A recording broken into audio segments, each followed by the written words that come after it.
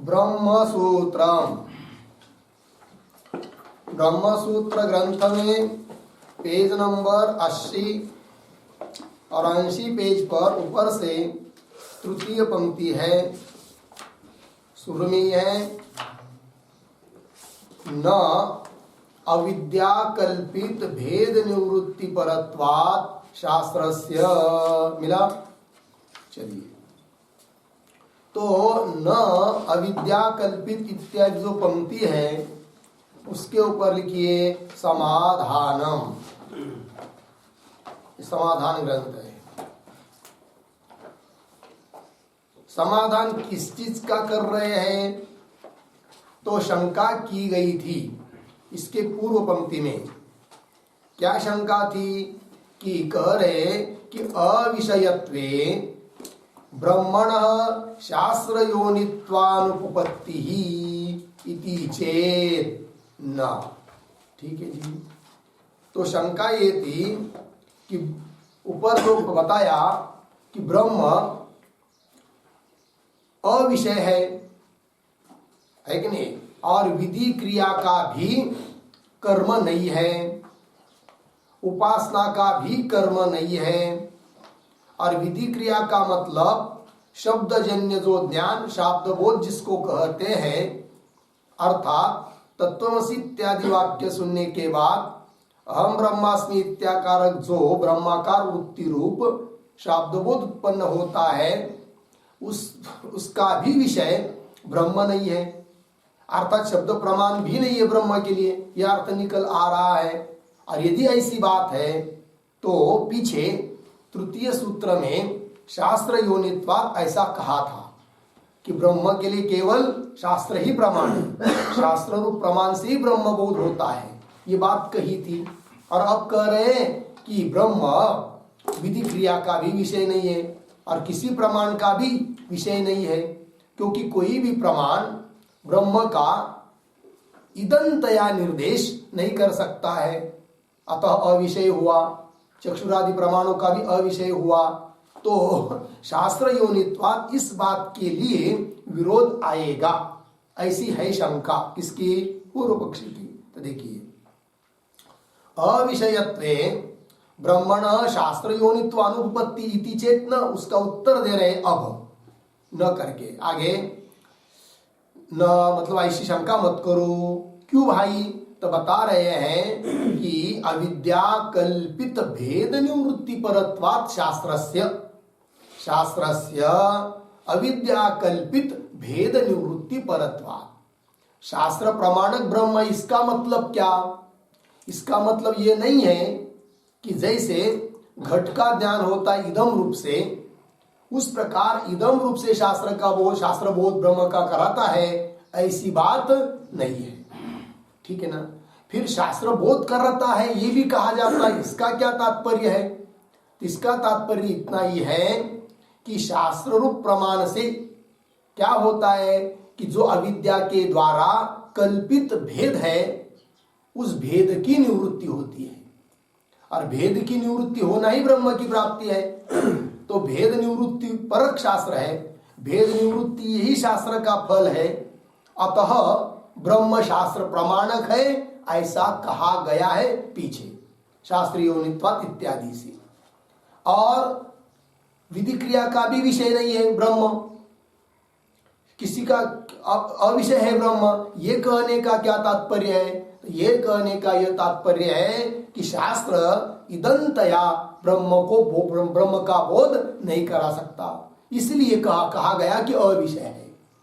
लग गया? तो दोनों की संगति लग गई। तो चलिए दूसरी भाषा में बोलेंगे तो जैसे वृत्ति का विषय ब्रह्म है, वो भी कितने अंश में? अविद्या निवृत्ति अंश में। वृत्ति केवल ब्रह्माकार वृत्ति केवल अविद्या की निवृत्ति कराती है, इस रूप से ब्रह्म वृत्ति का विषय है। और वृत्ति में प्रतिफलित चैतन्य जिसको चिदाभास कहते हैं, चित्त कहते हैं, उसका विषय ब्रह्म नहीं है कि नहीं? इसलिए ब्रह्म क्या हुआ? फिर अविषय भी हुआ। तो कहा है कि नहीं पीछे ब्रह्म, इसमें विचार सागर में आया है, बुद्धि जाने आणि न जाने ही त्यास जानती भी है नहीं भी जानती है, वही यहाँ की बात है। चलिए, अविद्या कल्पित भेद निवृत्ति परत्वात् शास्त्रस्य, शास्त्रस्य अविद्या कल्पित भेद निवृत्ति परत्वात्, परत्वात् शब्द आया है तो परत्वात् का अर्थ लिखिए, परत्वात् बराबर फलत्वात्,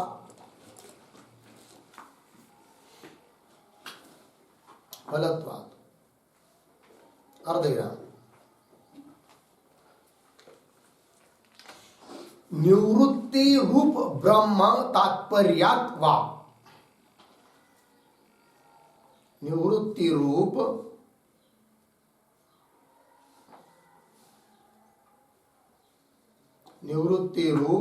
ब्रह्म तात्पर्यात् वा, दो अर्थ कर दिया परत्वात् के, एक अर्थ कर दिया फलत्वात्, अर्थात शास्त्र का फल क्या है? तो अविद्या कल्पित जो भेद है, जीव जीव का भेद, जीव ब्रह्म का भेद, ईश्वर जीव का भेद आदि करके जो भी भेद है, उन सब भेदों की निवृत्ति कराना यही है फल किसका? शास्त्र का। एक अर्थ क्यों? निवृत्ति रूप ब्रह्म तात्पर्य, तो अविद्या कल्पित जो भेद है, तो भेद की निवृत्ति होना ही ब्रह्म की प्राप्ति है, उसमें शास्त्र का तात्पर्य है कि नहीं? ये कह रहे हैं तो अविद्या कल्पित भेद निवृत्ति परत्वात् शास्त्रस्य। अब इसी बात का स्पष्टीकरण कर रहे आगे के पंक्ति में, न ही शास्त्रम इदंतया विषयभूतम ब्रह्म प्रतिपिपादयिषति। ठीक है, प्रतिपिपादयिषति क्रियापद है, इसका कर्ता कौन है? शास्त्रम। ठीक है ना, न का अन्वय प्रतिपिपादयिषति के साथ, तो कैसा बनेगा? ही, क्योंकि यतो ही शास्त्रम इदंतया विषयभूतम ब्रह्म न प्रतिपिपादयिषति। प्रतिपिपादयिषति का अर्थ है प्रतिपादयितुम इच्छति, शास्त्र ब्रह्म का प्रतिपादन करना चाहता नहीं है। किस रूप से? तो इदंतया विषयभूतम ब्रह्म है कि नहीं? तो शास्त्र इदंतया विषय, इदम रूप से विषयभूत ब्रह्म है, इस रूप से ब्रह्म का प्रतिपादन करना नहीं चाहता है, इसलिए अविषयत्व कह दिया। किसको? ब्रह्म को। ब्रह्म विषय है। तो यहां पर पद आया इदंतया। इदंतया मतलब क्या? तो इदंतया का अर्थ लिखिए चिद विषयतया।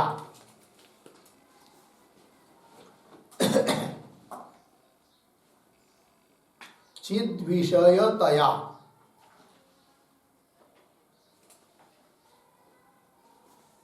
ठीक है, देखो भाई, तो शास्त्र इदम रूप से विषयभूत ब्रह्म का प्रतिपादन करना नहीं चाहता है।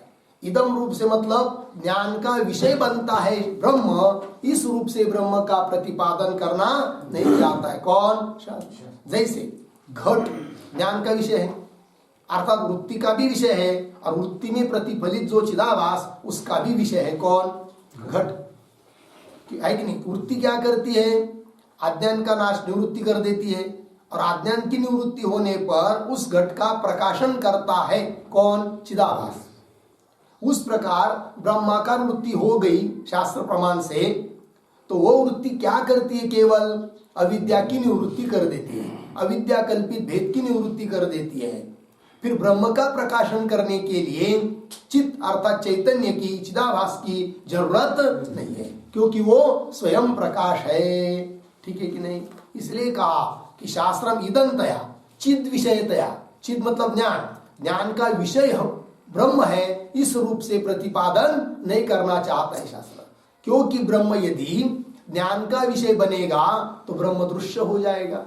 जैसे घट ज्ञान का विषय है तो घट दृश्य है, और जो वस्तु दृश्य होती है वह जड़ होती है, मिथ्या होती है, अनिर्वचनीय होती है। तो उस प्रकार ब्रह्म भी यदि ज्ञान का विषय बनेगा तो ब्रह्म भी दृश्य होगा, तो अनित्य होगा। ये बात तो है ही नहीं है। ठीक है, और दृश्य बनता भी नहीं है वो, क्योंकि वो सबको जानने वाला है, उसको कौन जानेगा, उसका प्रकाशन कौन करेगा, कोई नहीं कर सकता कि वो स्वयं प्रकाशित है। तो चलिए फिर ही शास्त्रम इदंतया विषयभूतम ब्रह्म न प्रतिपिपादयिष्यति प्रतिपिपादयिष्यति किम तर्हि। फिर प्रश्न पड़ेगा क्या, फिर शास्त्र यदि इस प्रकार से प्रतिपादन करना नहीं चाहता है तो किस रूप से प्रतिपादन करना चाहता है। किम तर्हि, तब कह रहे किम तर्हि, तो आगे प्रत्यगात्मत्वेन अविषयतया प्रतिपादयत् अविद्याकल्पितम वेद्य वेदितृ वेदनादि भेदम अपनयति। लग गया जी, अपनयति, अपनयति नाम वारयति, नष्ट कर देता है, तो वारयति, तो अपनयति, तो अपनयति का कर्ता कौन है, शास्त्रम, शास्त्रम अपनयति, शास्त्र हटा देता है किस बात को, भेदम अपनयति, भेद को हटाता है, क्या करते हुए, तो शुरू से देखिए प्रत्यगात्मत्वेन अविषयतया। ब्रह्म कैसा है, प्रत्यगात्मा है, तो ब्रह्म प्रत्यगात्मा होने के कारण प्रत्यगात्मा आत्म रूप से अविषय है, प्रत्यगात्मा होने के कारण वो विषय बनता नहीं है, अविषय है, ऐसा प्रतिपादन करता हुआ शास्त्र, ठीक है ना। तो प्रत्यगात्मत्वेन अविषयतया, अविषयतया का अर्थ लिखिए अनिदंतया, अनिदंतया,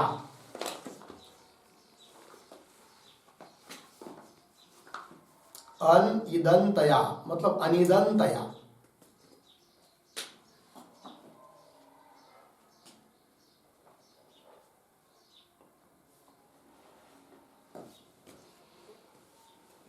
देखो भाई, प्रत्यगात्मत्वेन, ब्रह्म प्रत्यगात्मा होने के कारण अनिदंतया, अविषयतया, अविषय है, प्रत्यगात्मा होने से वो अविषय, विषय नहीं बनता है, जैसे घट विषय बनता है क्योंकि घट प्रत्यगात्मा नहीं है, और ब्रह्म तो प्रत्यगात्मा है, अपना स्वरूप ही है, ज्ञान स्वरूप चैतन्य स्वरूप है, इसलिए वो घट की तरह विषय नहीं बनता है।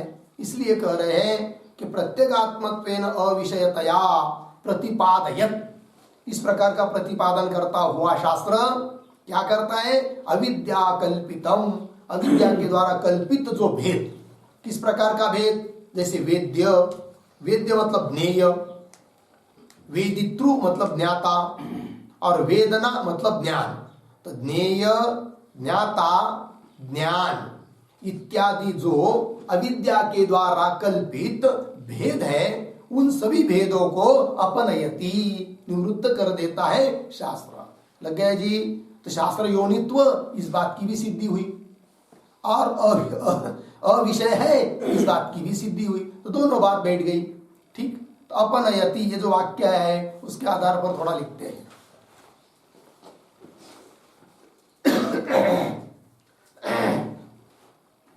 वेदांत जन्य वृत्ति कृता,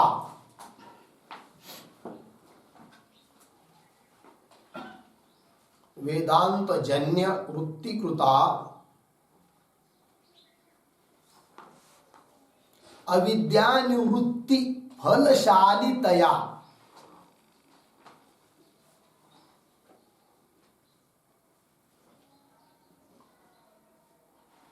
अविद्यानिवृत्ति फलशालितया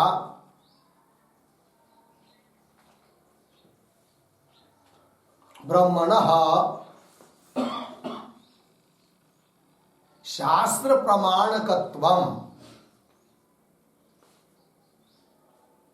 ब्रह्मणः शास्त्र प्रमाणकत्वम, कौन उसमें लिखिए शास्त्र योनित्वम,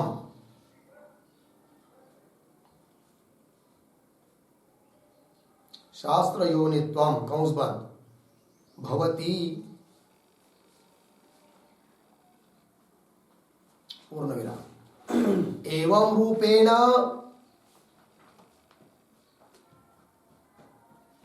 एवं रूपेण वृत्ति विषयत्वे अपि, वृत्ति विषयत्वे अपि, कौंस में लिखिए शास्त्र योनित्वे अपि, शास्त्र योनित्वे अपि कौंस बंद। आगे स्वप्रकाश ब्रह्मणः,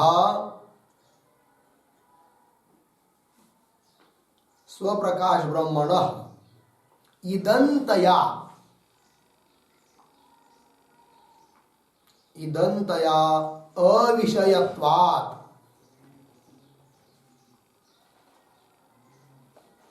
अविषयत्वात् बराबर वृत्ति अभिव्यक्त स्फुरण, वृत्ति अभिव्यक्त स्फुरण अविषयत्वात्,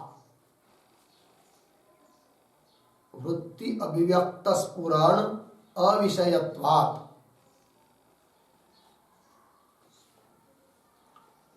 अविषयत्वात् अप्रमेयत्वम्,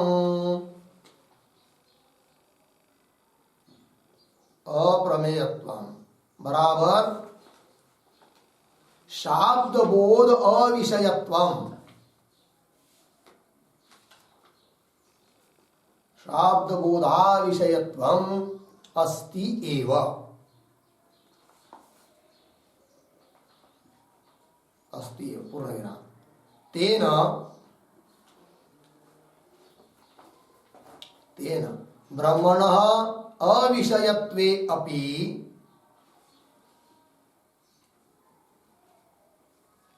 अविषयत्वे अपि न शास्त्र योनित्व रूप प्रतिज्ञा हानि, न शास्त्र योनित्व रूप प्रतिज्ञा हानि इत्यर्थः।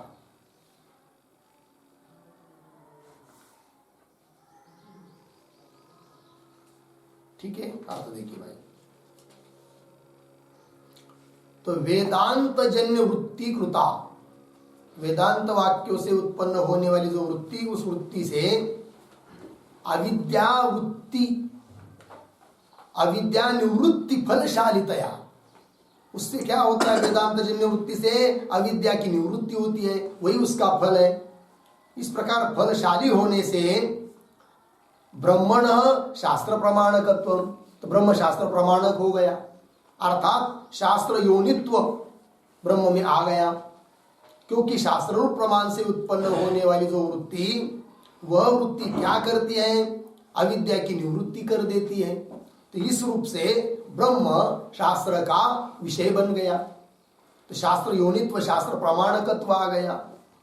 और आगे एवं रूपेण वृत्ति विषयत्वे अपि, इस रूप से ब्रह्म वृत्ति का विषय होने पर भी, शास्त्र योनित्व होने पर भी, वृत्ति विषयत्वे अपि शास्त्र योनित्वे अपि क्या, स्वप्रकाश ब्रह्मण, स्वयं प्रकाश जो ब्रह्म है वह ब्रह्मण इदंतया विषयत्वात्, इदम रूप से वो विषय नहीं है, मतलब वृत्ति में अभिव्यक्त जो स्फुरण होता है उसका विषय नहीं है, अतः अप्रमेयत्व भी आ गया, अर्थात शाब्द बोध का अविषयत्व भी आ गया, विधि क्रिया का कर्मत्व भी नहीं हुआ ब्रह्म, है कि नहीं।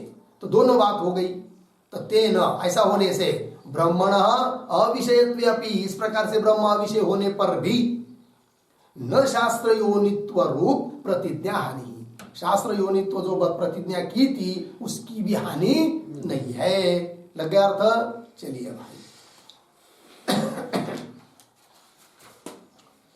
आगे चलिए अब भाष्य में। तो वेद्य वेदितृ वेदनादि भेद भेदम अपनयति, आगे तथाच शास्त्रम, है कि नहीं। तथाच शास्त्र मतलब ब्रह्म शास्त्र के द्वारा या कैसा भी इदम रूप से ब्रह्म बोध नहीं कराता है कोई भी शास्त्र या कोई भी प्रमाण। इस बात को स्पष्ट करने के लिए श्रुति का प्रमाण दे रहे हैं। तथाच शास्त्रम, तो तथाच ये जो पंक्ति आ रही है उसके पूर्व में दो शब्द लिखे अवतरणिका के रूप में, अदृश्यत्वे श्रुतिम आह।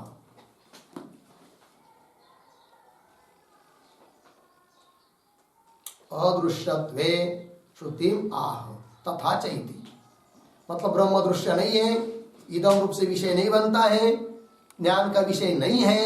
इस बात को प्रमाणित करने के लिए श्रुति का प्रमाण दिया जा रहा है।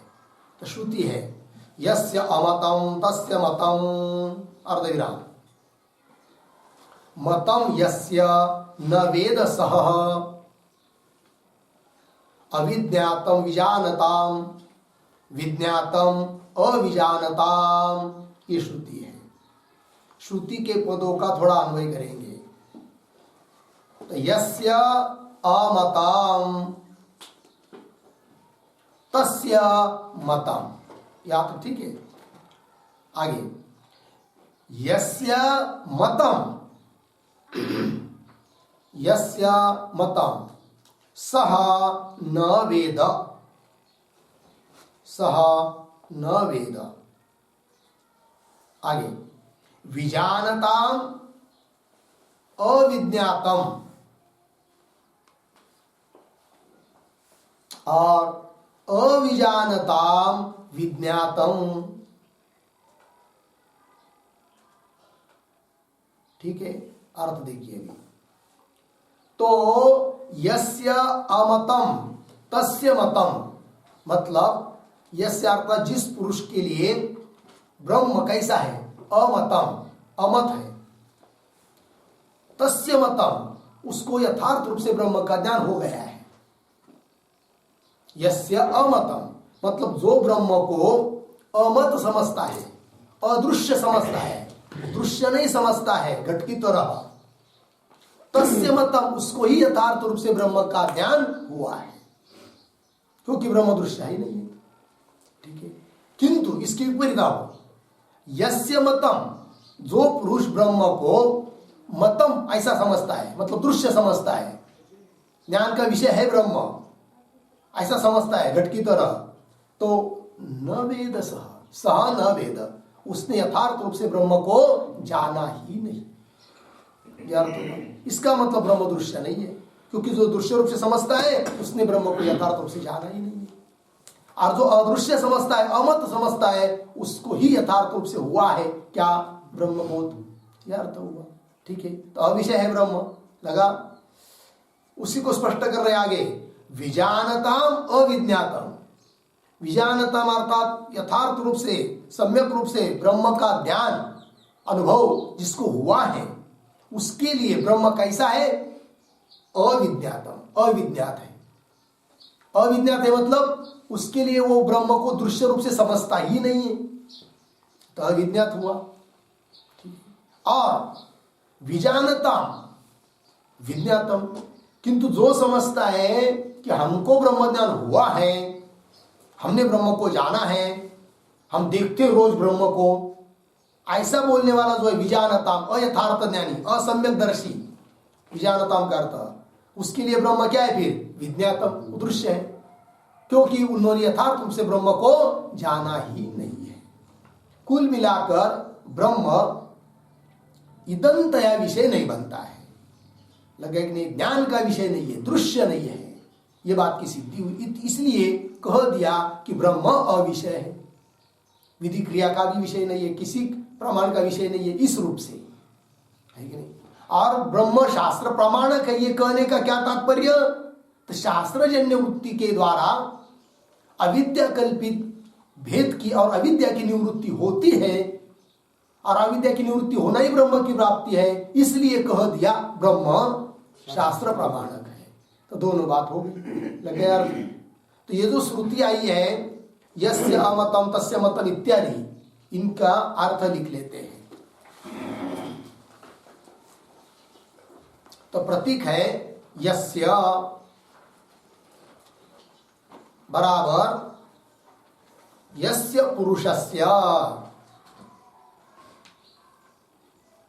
यस्य बराबर यस्य पुरुषस्य निश्चयः अस्ति, निश्चयः अस्ति, अर्धविराम, ब्रह्म अमतम, ब्रह्म अमतम बराबर चैतन्या विषयम चैतन्य अविषयम।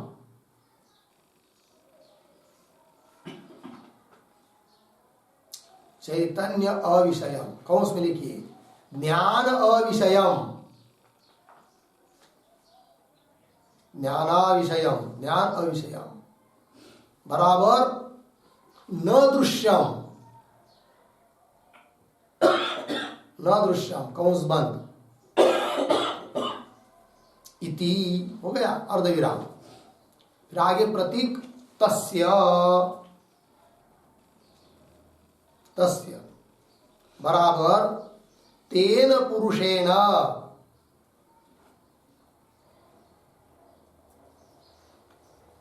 तेन पुरुषेण अर्धविराम मतम मतम बराबर मतम प्रतीक है बराबर ब्रह्म सम्यक अवगतम ब्रह्म सम्यक अवगतम पूर्ण विराम। आगे प्रतीक यस्य बराबर यस्य पुरुषस्य तु यस्य अज्ञस्य पुरुषस्य तु ऐसे लिखिए यस्य यस्य प्रतीक हुआ बराबर यस्य अज्ञस्य पुरुषस्य तु आगे ब्रह्म मतम मतम प्रतीक है ब्रह्म मतम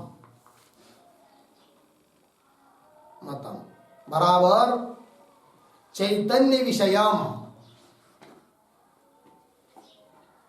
चैतन्य विषयम कौंस में लिखिए ज्ञान विषयम ज्ञान विषयम बराबर दृश्यम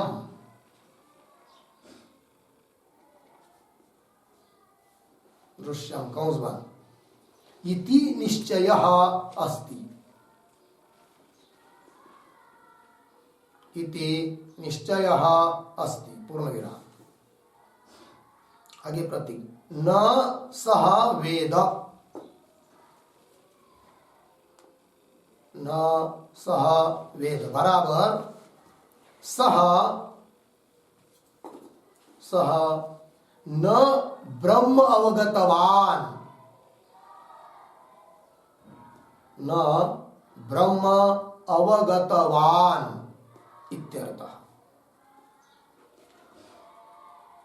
ठीक है, चलिए इतने का अर्थ समझ लेते हैं, फिर उत्तरार्ध जो श्रुति है उसका अर्थ बाद में लिखेंगे।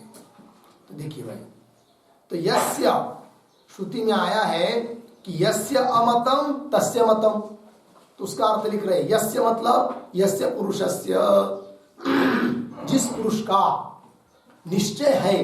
क्या निश्चय है कि भाई कि ब्रह्म अमतम है ना, यस्य अमतम अमतम अमतम मतलब चैतन्य विषयम, चैतन्य का विषय नहीं है अर्थात ज्ञान का विषय नहीं है, अविषय है। चैतन्य अविषयम ज्ञान अविषयम अर्थात न दृश्यम, दृश्य नहीं है ब्रह्म, ऐसा जिसका निश्चय है। घट की तरह ब्रह्म दृश्य नहीं है, ऐसा जिसका निश्चय हुआ। इति तस्य तेन पुरुषेण मतम अर्थात ब्रह्म सम्यक अवगतम, उसको ही ब्रह्म सम्यक अच्छी तरह से ज्ञात हुआ है, अनुभूत हुआ है, अनुभव हुआ है, उसको अनुभूति हुई है। लगा अर्थ ये हुआ। फिर आगे यस्य मतलब यस्य अज्ञस्य पुरुषस्य तु, जिस अज्ञानी पुरुष का तो क्या निश्चय है कि ब्रह्म मतम, ब्रह्म मतम मतम मतलब चैतन्य विषयम अर्थात ज्ञान का विषय है, घट की तरह दृश्य है। इति निश्चय अस्ति, ऐसा निश्चय जिसका है। न स वेद सह न ब्रह्म अवगतवान, उसने सचमुच देखा जाए तो ब्रह्म को जाना ही नहीं। स न ब्रह्म अवगतवान इत्यर्थ। लगा अर्थ जी। इसी बात का स्पष्टीकरण के लिए आगे का श्रुति पद आया है विजानताम अविज्ञातम, और अविजानताम विज्ञातम, तो उसका भी अर्थ लिख लेते हैं। तो लिखिए प्रतीक विजानताम, विजानताम बराबर सम्यक विदितवताम,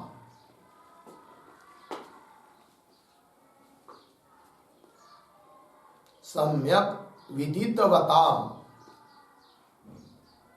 कौंस में लिखिए अविषयतया, अविषयतया ब्रह्म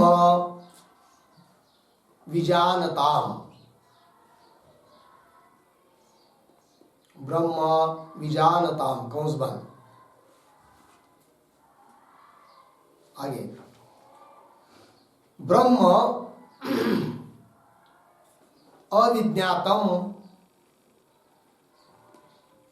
ब्रह्म अविज्ञातम बराबर अमतम, अमतम बराबर अविदितम, बराबर अविदितम बराबर अदृश्यम, अदृश्यम इति विदुषः पक्षः, इति विदुषः पक्षः पूर्ण विराम। आगे प्रतीक अविजानताम,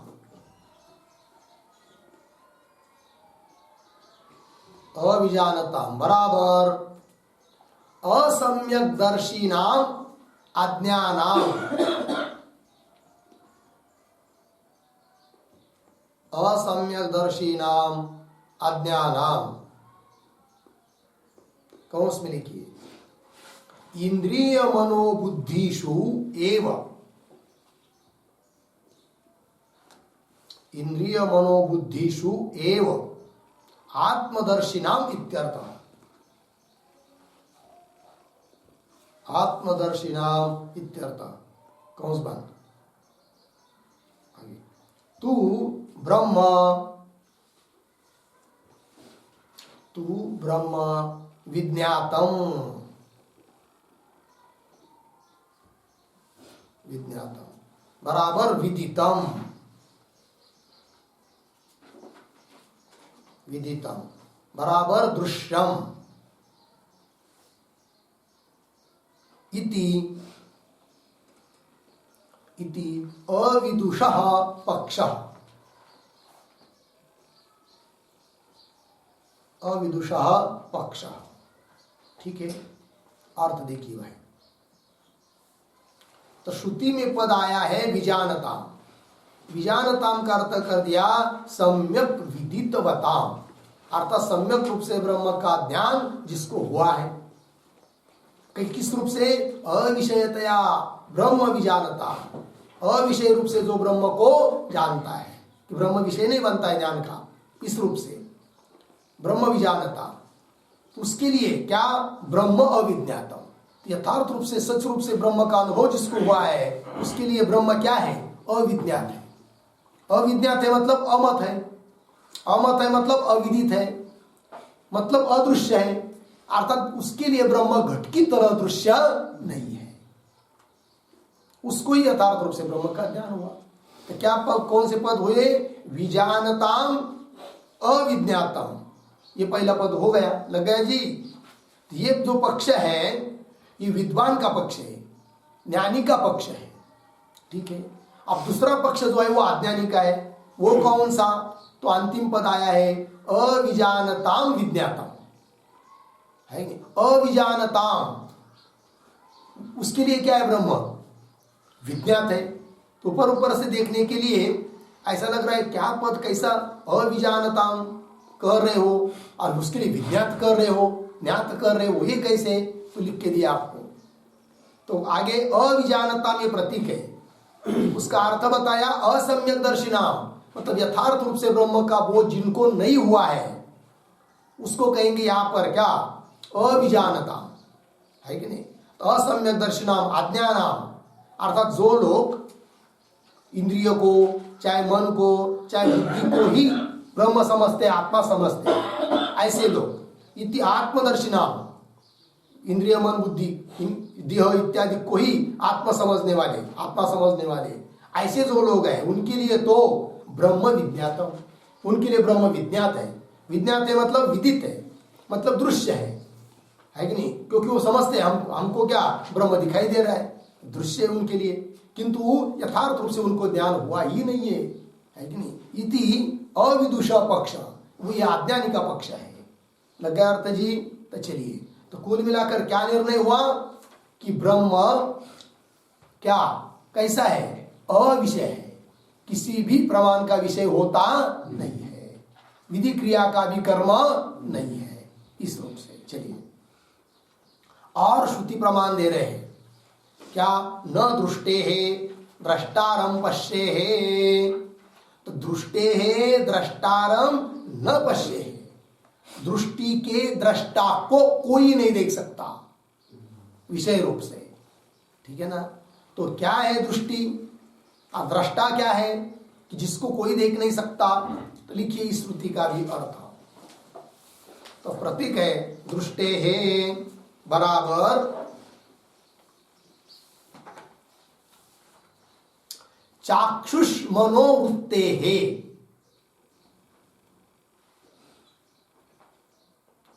दृष्टे है बराबर चाक्षुष मनोवृत्ते है,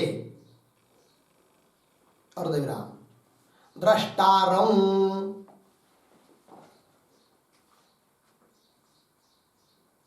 बराबर साक्षिणम, साक्षिणम हो गया। द्रष्टारम का अर्थ साक्षिणम। आगे प्रतीक न पश्ये है, न पश्ये है बराबर अनया, अनया दृश्यया चाक्षुषादि वृत्त्या,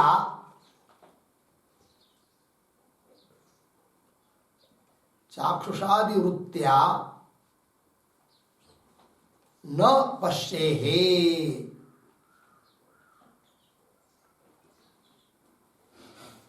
ठीक है, देखो भैया, तो दृष्टे है द्रष्टारम, दृष्टि मतलब चाक्षुष वृत्ति, मनोवृत्ति इत्यादि, उनका भी जो देखने वाला है, उनका भी जो प्रकाशक है, उन वृत्ति का भी जो साक्षी है, उसको कह दिया द्रष्टारम साक्षीनम न पश्ये।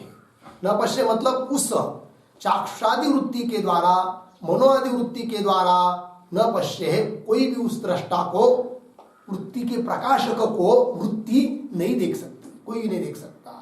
लग गया अर्थ? तो दृष्टे है द्रष्टारम न पश्ये है, ये भी श्रुति दी दिया। और आगे और एक श्रुति दे रहे बृहदारण्यक उपनिषद, न विज्ञाते है विज्ञातारम विजानीता इति च एवमादि। मेरा पंक्ति एवमादि मतलब इत्यादि सब श्रुति प्रमाण दे दिया। तो ये भी एक श्रुति है, विज्ञाते विज्ञातारम न विजानीता, तो इसका भी अर्थ लिखेंगे प्रतीक विज्ञाते है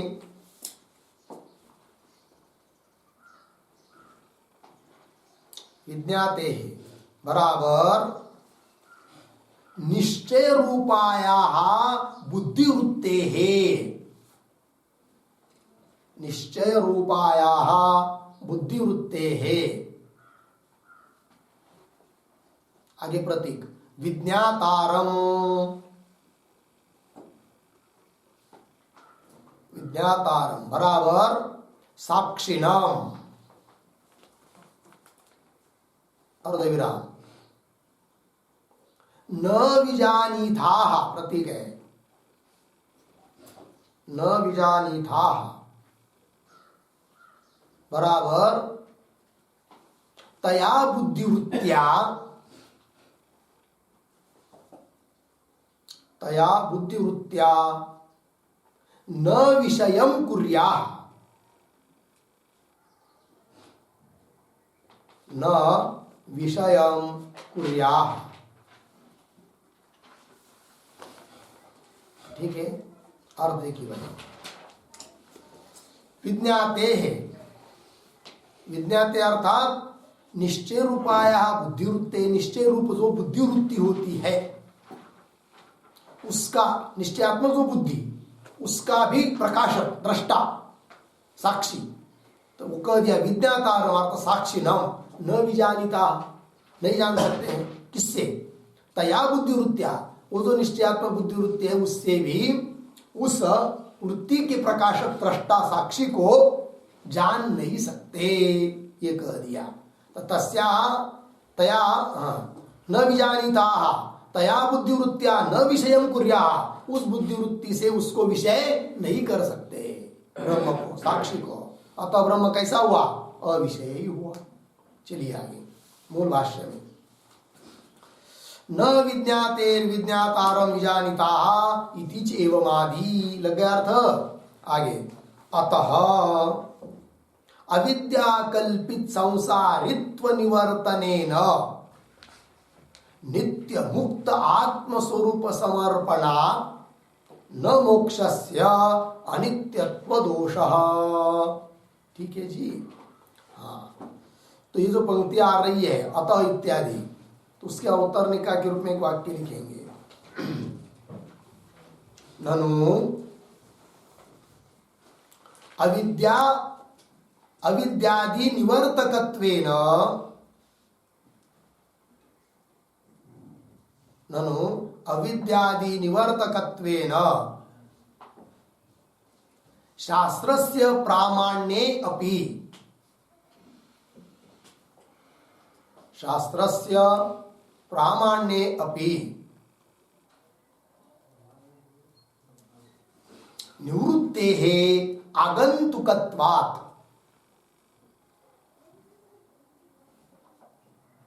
निवृत्तेः आगंतुकत्वात् बराबर जन्यत्वात्, जन्यत्वात् मोक्षस्य, मोक्षस्य अनित्यत्वं स्यात्, अनित्यत्वं स्यात् इति चेत्,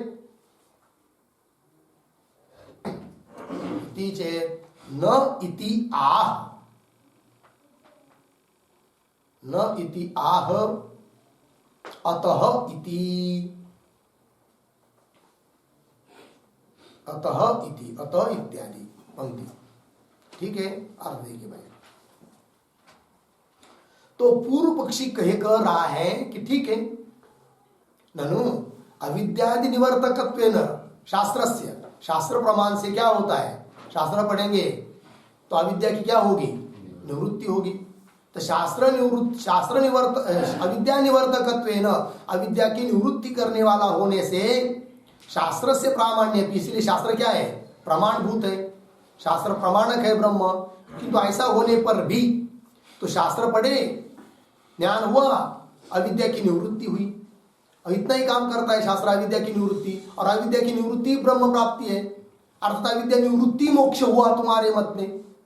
पूर्व पक्षी बोल रहा है सिद्धांतियों को, तो अविद्या निवृत्ति क्या हुआ, मोक्ष हुआ। किंतु वो अविद्या की निवृत्ति कैसी है, आगंतुक है, आगंतुक है अर्थात जन्य है।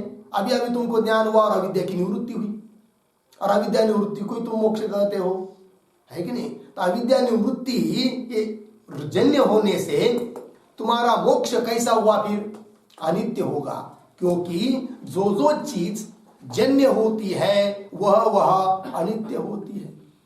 जो भी वस्तु उत्पन्न होती है वो क्या होती है, अनित्य। घट उत्पन्न होता है कि नहीं, अनित्य है। पट उत्पन्न होता है, अनित्य है। और यहाँ पर अविद्या निवृत्ति रूप जो मोक्ष है वो भी शास्त्र प्रमाण से उत्पन्न हुआ जन्य है, आगंतुक है, और जन्य होने से तुम्हारा मोक्ष क्या हो जाएगा, अनित्य हो जाएगा, ऐसा बोल रहा है कौन, पूर्व पक्षी। पंक्ति देखिए, ननु अविद्यादि निवर्तकत्वेन, अविद्या और आदि शब्द से अविद्या कल्पित भेद वगैरह, तो अविद्यादि निवर्तकत्वेन शास्त्रस्य प्रामाण्ये अपि, ठीक है ना, शास्त्र प्रमाण होने पर भी निवृत्ते आगंतुकत्वात्, वो अविद्यादि की निवृत्ति ये आगंतुक अर्थात जन्य होने से, और अविद्या की निवृत्ति तुम्हारे मत में मोक्ष है, क्योंकि वेदांती लोग क्या अविद्या की निवृत्ति ब्रह्म की प्राप्ति बोलते हैं ना, अलग से थोड़ी कोई है कल्पित की निवृत्ति है कि नहीं। अविद्या की निवृत्ति मोक्ष है और वो तो जन्य है, और जन्य होने से मोक्ष अनित्य होगा, ऐसा बोल रहा है कौन? पूर्व पक्ष। तो जन्यत्वात् मोक्षस्य अनित्यत्वं स्यात्, है कि नहीं। इति चेत न इत्याह, तो सिद्धांति करे नहीं नहीं ऐसी बात नहीं है, मोक्ष अनित्य नहीं होगा। तो इस बात को कह रहे सिद्धांति कौन पंक्ति से? अतः इत्यादि पंक्ति से। तो पंक्ति को पढ़िए मूल भाष्य में आइए।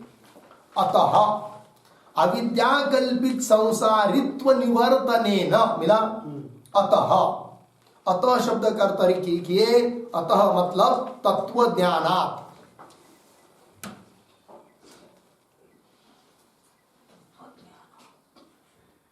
अतः तत्व ज्ञानात्, अर्थ देखिए भाई, तत्व ज्ञान से अविद्या कल्पित संसारित्व की क्या होती है? निवृत्ति होती है कि नहीं। अविद्या कल्पित तो संसारित्व, तो अविद्या कल्पित क्या संसारित्व है अपने में? मैं करता हूं, मैं भोगता हूं इत्यादि, ये सब क्या है? संसारित्व है। और वो कैसा है? अविद्या द्वारा कल्पित है, और उसकी निवृत्ति करता है कौन? शास्त्र। तो देखिए, अविद्या कल्पित संसारित्व निवर्तनेन, संसारित्व की क्या होती है? निवृत्ति होती है। और निवर्तनेन, उसकी अविद्या की निवृत्ति और ब्रह्म की प्राप्ति है। अर्थात वो अविद्या की निवृत्ति अभाव रूप नहीं है, अपितु भाव रूप है, क्योंकि कल्पित वस्तु की निवृत्ति भाव रूप होती है। रजत की निवृत्ति हुई तो क्या हुई? शुक्ति ही मिली, तो भाव रूप हुई। कल्पित रजत की निवृत्ति क्या है? शुक्ति रूप होने के कारण भाव रूप है। अतः यहां पर भी कह रहे हैं संसारित्व निवर्तनेन नित्य मुक्त आत्मस्वरूप का समर्पण होता है, प्राप्ति होती है। नित्य मुक्त आत्मस्वरूप समर्पणा, है कि नहीं, प्राप्ति होने से न मोक्षस्य अनित्यत्व दोष, है कि नहीं, क्योंकि हमारे मत में अभाव रूप नहीं है मोक्ष। तो अविद्या की निवृत्ति अर्थात ब्रह्म की प्राप्ति, तो मोक्ष कैसा है? भाव रूप है, मोक्ष है। और मोक्ष अविद्या की निवृत्ति होना ही ब्रह्म की प्राप्ति है, और ब्रह्म भाव रूप है, और ब्रह्म नित्य है। अतः मोक्ष अनित्य होगा तुम्हारा, ये कहना ठीक नहीं है।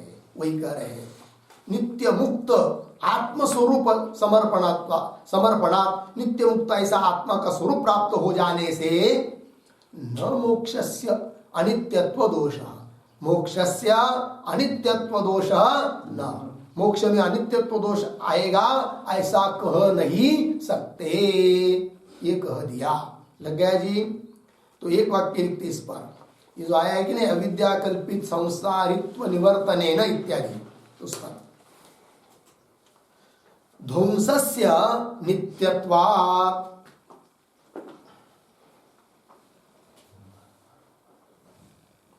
ध्वंसस्य नित्यत्वात् आत्मरूपत्वाच्च, आत्मरूपत्वाच्च न अनित्यत्व प्रसंग, न अनित्यत्व प्रसंग इत्यर्थः।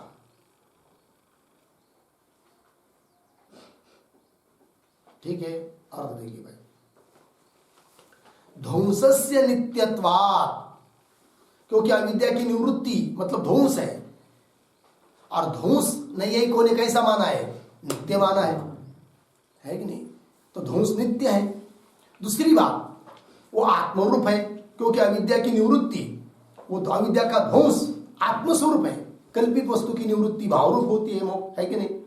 तो ध्वंसस्य नित्यत्वात् और आत्मरूपत्वाच्च, आत्मरूप होने के कारण न अनित्यत्व प्रसंग, मोक्ष अनित्य होगा ऐसा प्रसंग नहीं है, न अनित्यत्व प्रसंग इत्यर्थः। लग गया पंक्ति? चलिए, हो गया ये। अब आगे चलते हैं, एक बात पूरी हो गई। आगे, यस्य तु उत्पाद्यः मोक्षः तस्य मानसम वाचिकम कायिकम वा कार्यम अपेक्षते इति उक्तम। ठीक है ना। तो अभी तक ऊपर क्या कहा कि मोक्ष में अनित्यत्व दोष नहीं है, अर्थात मोक्ष नित्य ही है कि नहीं? किंतु उन लोगों के मत में मोक्ष अनित्य है। किन के मत में? जो लोग मोक्ष को उत्पाद्य आदि मानते हैं। मोक्ष कैसा है? उत्पाद्य है या विकार्य है, संस्कार्य है, आप्य है। इस रूप से जो मोक्ष को मानते हैं अन्य लोग, नास्तिक आदि, उनके मत में तो मोक्ष अनित्य होगा। वो बात ठीक है। ठीक है, देखिए यस्य इत्यादि पंक्ति आ रही है तो उसके उत्तर निकाय के रूप में एक वाक्य लिखेंगे। उत्पत्ति आप्ति, उत्पत्ति आप्ति विकृति, उत्पत्ति आप्ति विकृति संस्कृति रूप, संस्कृति रूप चतुर्विध क्रिया भेदेन, चतुर्विध क्रिया भेदेन, चतुर्विध क्रिया भेदेन तत्फलम, तत्फलम कौंस में लिखिए क्रियाफलम, क्रियाफलम कौंस बंद। अपि उत्पाद्य आप्य, उत्पाद्य आप्य विकार्य, उत्पाद्य आप्य विकार्य संस्कार्य भेदेन, संस्कार्य भेदेन चतुर्विधम भवति, चतुर्विधम भवति पूर्ण विराम। मोक्षस्य, मोक्षस्य तद्भिन्नत्वात्, मोक्षस्य तद्भिन्नत्वात् न उपासनादि क्रिया साध्यत्वम्, न उपासनादि क्रिया साध्यत्वम् इति आह, इति आह। ध्यान देकर यस्य तु इत्यादिना, यस्य तु इत्यादिना, आगे तस्मात् ज्ञानम एकम मुक्त्वा इति अंतेन, तस्मात् ज्ञानम एकम मुक्त्वा इति अंतेन। ठीक है, अर्थ देखिए भाई। तो 4 प्रकार की क्रिया होती है। कौन कौन? उत्पत्ति, आप्ति, विकृति और संस्कृति। 4 प्रकार की क्रिया, और 4 प्रकार की क्रिया होने से उस 4 प्रकार की क्रिया का फल भी 4 प्रकार का होता है। तो वो कौन कौन होता है फल? तो पहला बताया उत्पाद्य, उत्पत्ति क्रिया से प्राप्त होने वाला फल उत्पाद्य, उत्पन्न करने योग्य। ठीक है। दूसरा होता है आप्य, है कि नहीं, प्राप्त करने योग्य। और तीसरा होता है विकार्य, और चौथा होता है संस्कार्य, संस्कारित करने योग्य। 4 प्रकार का फल। जैसे उत्पाद्य, घट उत्पाद्य है, उत्पत्ति क्रिया से उत्पन्न होता है कौन? घट उत्पाद्य है। और आप्ति क्रिया से प्राप्त होने वाला फल है आप्य, जैसे ग्राम आदि। गमन क्रिया कर दिया और गांव की प्राप्ति हुई, तो गांव को उत्पन्न थोड़ी किया, तो आप्य हुआ। प्राप्यत्व, आप्यत्व उसमें है। और एक होता है विकार्य, विकृति क्रिया से विकार्य, जैसे दूध है, गरम किया, उसमें दही डाल दिया थोड़ा सा, तो दूसरे दिन वो सभी दूध का क्या बन जाता है? दही। तो दूध का विकार बन गया, क्या? दही। विकार्यत्व आ गया उसमें। और होता है एक संस्कार्य, है कि नहीं? संस्कारित कर देना। वो संस्कारित करना भी दो प्रकार का होता है। ये गुण का स्थापन करने से भी संस्कारित होता है और दोष को हटाने से भी संस्कारित होता है। जैसे प्रोक्षण है, व्री चावल, उसमें प्रोक्षण कर दिया तो संस्कार हुआ। कपड़े धो दिया तो मल हट गया, तो वो भी संस्कारित करना हुआ। तो चार प्रकार का फल होता है। किंतु वेदांत मत में मोक्ष तो उन चारों फलों से भिन्न है। अर्थात मोक्ष, ब्रह्मरूप मोक्ष न उत्पाद्य है, न आप्य है, न विकार्य है और न संस्कार्य है। ठीक है, भिन्न है। इसलिए न उपासनादि क्रिया साध्यत्वम, उपासनादि क्रिया से साध्य नहीं है कौन? मोक्ष, ब्रह्मरूप मोक्ष, है कि नहीं? क्योंकि क्रियाफल से वो भिन्न है। इस बात को स्पष्ट कर रहे भाष्यकार भगवान। कहां से कहां तक? ग्रंथ भाग से। तो ये जो पंक्तियां आ रही है, यस्य तु उत्पाद्य, यहां से इस विषय का आरंभ कर रहे हैं। और कहां तक चलेगा? तो तस्मात् ज्ञानम एकम उक्त्वा, यहां तक। तो आपके पुस्तक में 84 पेज पर ऊपर से तीसरी पंक्ति लिखिए।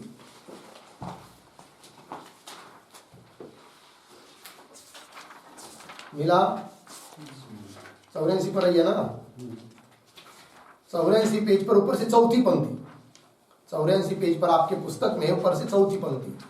तस्मात् ज्ञानम एकम उक्त्वा क्रियायाः गंध मात्रस्य अपि अनुप्रवेश यह न उपपद्यते। मिला? वहां तक, इतने ग्रंथ भाग से। तो आपके पुस्तक में 84 पेज है, हमारे पुस्तक में 67 में आता है। 67 के ऊपर 8वीं पंक्ति। चलिए जाने दो। तो कहां से कहां तक हुआ? यस्य तू, यहां से लेकर तस्मात् ज्ञानम एकम उक्त्वा, यहां तक ग्रंथ भाग से कहा जा रहा है। क्या कहा जा रहा है? कि मोक्ष क्रिया का फल नहीं है, उत्पाद्य नहीं है, संस्कार्य नहीं है, आदि आदि करके किसी भी क्रिया का फल रूप नहीं है।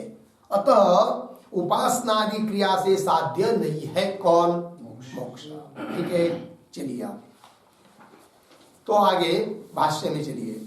यस्य तु उत्पाद्य मोक्ष, यस्य मतलब जिन लोगों के मत में मोक्ष कैसा है? उत्पाद्य। उत्पाद्य का अर्थ लिखिए उत्पत्तिमान, उत्पन्न होने वाला। उत्पाद्य मतलब उत्पत्तिमान।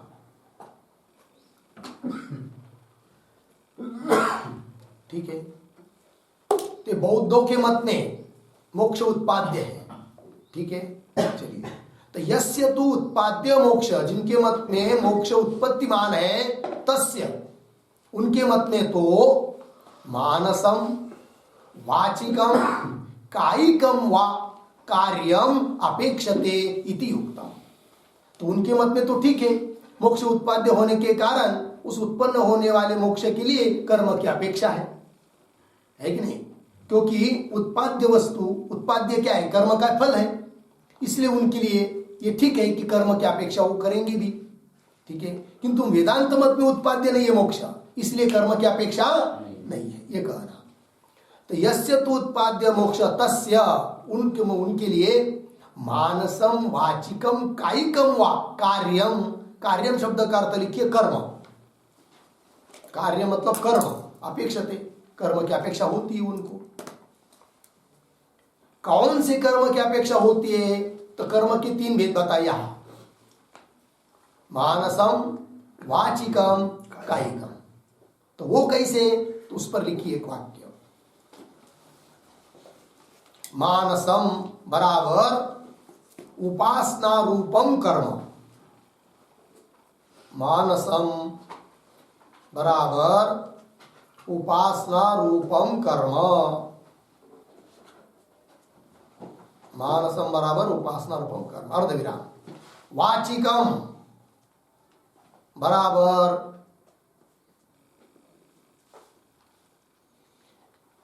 जपादि रूपम कर्म, अर्धविराम कायिकम, कायिकम बराबर अग्निष्टोमादि रूपम, अग्निष्टोमादि रूपम कार्यम, अग्निष्टोमादि रूपम कार्यम बराबर कर्म, कार्यम बराबर कर्म इत्यर्थ। ठीक है, तो उनके लिए तो मानस कर्म उपासनादि रूप, वाचिक कर्म जप स्तुति आदि रूप, कायिक कर्म अग्निष्टोमादि यज्ञ, ये सब कर्मों की, इन सब कर्मों की उनके लिए तो अपेक्षा है। पंक्ति देखिए भाष्य में, यस्य तु उत्पाद्य मोक्षः तस्य मानसम वाचिकम कायिकम वा कार्यम अपेक्षते इति युक्तम। ये बात युक्त है, ठीक है, उनके लिए ठीक है, क्योंकि वो उत्पाद्य मानते हैं मोक्ष, है कि नहीं। अब आगे तथा विकार्यत्वेच, ये दूसरा पक्ष, ये जैनियों का पक्ष है। जैन लोग मोक्ष को विकार्य मानते हैं, ठीक है ना। उनके मत में आत्मा जड़ है, फिर कर्म करेंगे तो हल्का हल्का होता जाएगा, फिर जैसा जैसा हल्का होगा वैसा वैसा ऊपर ऊपर ऊपर ऊपर ऊपर चलता जाएगा, ऐसा वो कहते हैं, विकार्य है नहीं, अवस्थांतर होता है उसका, ऐसा उनका कहना है। चलिए, तथा विकार्यत्वे च, ये पद पंक्ति आई है, तो कुछ पदों का अनुवृत्ति लानी है, तो अर्थ कैसा होगा फिर लिखिए, तथा का अर्थ, तथा पद आया ना, तथा बराबर, तथा बराबर उत्पाद्यत्ववत्, तथा मतलब उत्पाद्यत्ववत्,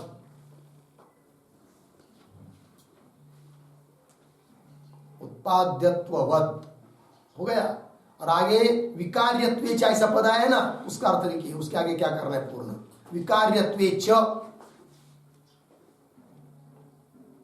कर्म अपेक्षते इति युक्तम, कर्म अपेक्षते, इसके अनुवृत्ति लाई पीछे से, कर्म अपेक्षते इति युक्तम इत्यर्थः। हो गया। अब अर्थ देखिए भाई, तो मूल पंक्ति भाष्य में, तथा विकार्यत्वेच, तथा मतलब उत्पाद्यत्ववत्, उत्पाद्य मोक्ष को मानने पर जैसी उनके लिए मोक्षों को, मोक्ष के लिए, उनके मोक्ष के लिए कर्म की अपेक्षा होती है, उसी प्रकार उत्पाद्यवत् विकार्यत्वेच, तो मोक्ष को विकार्य मानने पर भी अपेक्षा होती है, किसकी, कर्म की, तो कर्म अपेक्षा थी। तो जो लोग मोक्ष को उत्पाद्य मानते हैं अथवा विकार्य मानते हैं, उनको तो उस प्रकार के मोक्ष के लिए कर्म की क्या होती है, अपेक्षा होती है। किंतु उनका वो मत कहना ठीक नहीं है, तो उनका खंडन कर रहे आगे की पंक्ति में, तयोः इत्यादि पंक्ति से, तो दुष्ट दोष दे रहे उनको। तो तयोः पक्षयोः मोक्षस्य ध्रुवम अनित्यत्वम, ये दोष दिया। तो तयोः पक्षयोः मोक्षस्य अनित्यत्वम ध्रुवम, ऐसा पढ़ना, तयोः पक्षयोः मोक्षस्य अनित्यत्वम ध्रुवम। ध्रुवम शब्द का अर्थ है निश्चितम, ध्रुव मतलब निश्चितम। अब देखिए भाई, तयोः पक्षयोः, उन दोनों भी पक्षों में, दो पक्ष मतलब कौन, जो लोग मोक्ष को उत्पाद्य मानते हैं उनके मत में भी, और जो लोग मोक्ष को विकारी मानते हैं, विकार्य मानते हैं, उसमें भी। तो तयोः पक्षयोः, दोनों पक्षों में, मोक्षस्य अनित्यत्वम ध्रुवम, ध्रुवम निश्चितम, वो मोक्ष उनका कैसा होगा, अनित्य ही होगा। बोलेंगे क्यों, तो आगे के पंक्ति में कह रहे, न ही दध्यादि विकार्यम, अर्धविराम, न ही दध्यादि विकार्यम, विकार्यम के बाद अर्धविराम, आगे उत्पाद्यम वा घटादि नित्यम दृष्टम लोके, मिला, थोड़ा अन्वय करते इस पंक्ति का, ही विकार्यम दध्यादि उत्पाद्यम वा घटादि, उत्पाद्यम वा घटादि लोके नित्यम न दृष्टम, वाक्य क्या रम में आए? न लोके नित्यम न दृष्टम। ठीक है, देखो भैया ही, क्योंकि ये तो ही क्यों अनित्य उनके मत में फिर मोक्ष? तो कारण बता रहे हैं, क्योंकि क्या विकार्यम दद्यादि, विकार्यम विकार को प्राप्त होने वाले कौन? दधि वगैरह, और उत्पाद्यम व घटादि, उत्पन्न होने वाले कौन? घटादि। दोनों भी क्या? लोके नित्यम न दृष्टम, लोक में नित्य नहीं देखे जाते हैं। जो चीज विकारी है, अर्थात विकार्यत्व जिसमें है वो नित्य है, ऐसा कोई भी उदाहरण दुनिया में मिलता नहीं है। जैसे दधि विकारी है, वह नित्य ही है। और जो चीज उत्पन्न होती है, घटादि, उत्पन्न होने वाली चीज नित्य होती है, ऐसा कहीं पर भी दुनिया में देखने को मिलता नहीं है। और उन्होंने तो मोक्ष को उत्पाद्य माना, विकार्य माना, अतः उनके मत में मोक्ष हो जाएगा क्या? अनित्य, निश्चित अनित्य है। लग गया अर्थ?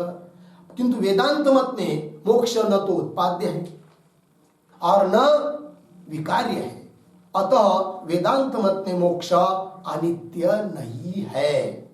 फिर कैसा है? मोक्ष नित्य ही है। लग गया अर्थ? ये बात सिद्ध हुई।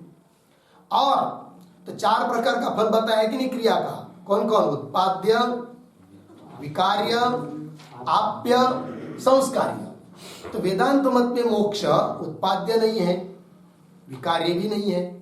अब आप्य मानो ऐसा कोई कहेगा, अथवा संस्कार्य मानो ऐसा कोई कहेगा, तो वो भी नहीं है। इस बात को कहना है आगे की पंक्तियों में, किंतु उसका विचार हम लोग कल करेंगे। ओम पूर्णमदः पूर्णमिदं पूर्णात् पूर्णमुदच्यते पूर्णस्य पूर्णमादाय पूर्णमेवावशिष्यते। ओम शांति शांति शांति।